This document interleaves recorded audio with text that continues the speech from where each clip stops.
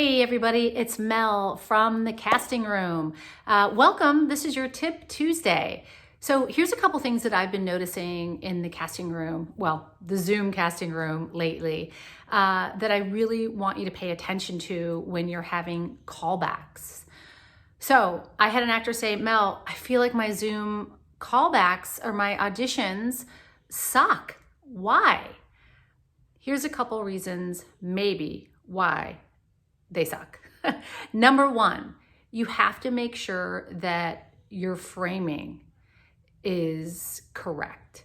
So let me show you an example. I've been seeing a lot of actors who are auditioning on Zoom or when they have callbacks with the director, this is their framing.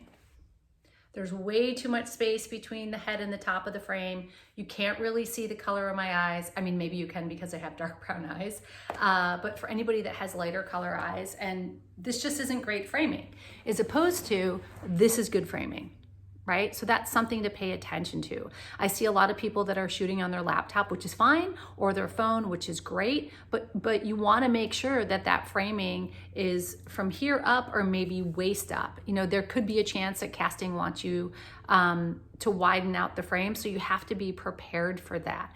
A lot of times I see, you know, actors kind of having this type of framing, you know, or, you know, if they're standing, we're kind of like seeing this. So that's something that you need to pay attention to, especially if you're, if you have Zoom on your phone, because a lot of times you can't see us.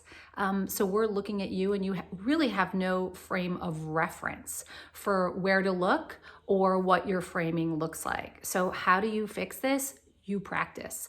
I suggest taking just a really quick video of yourself, like a test video, so that you can test your sound and you can test your framing. Framing is just as important as lighting. So that's another thing that you have to be sure that you have. Here's a difference. Like I use this, I use a UBZ TR50 light ring. I think it was like $35. This is me without lighting, and imagine I'm way back here.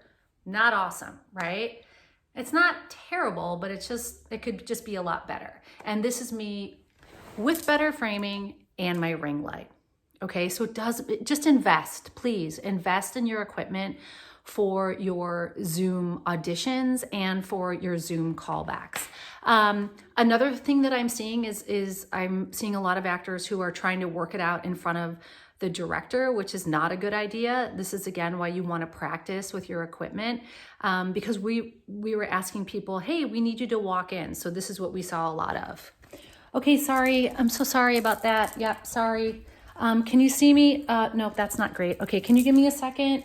And so I'm not making fun of anybody who does that, but you know, imagine that we're seeing 40 people in a callback do that, and it just gets a little exhausting on our end. So please practice your framing. You know, be prepared to sit or be prepared to stand.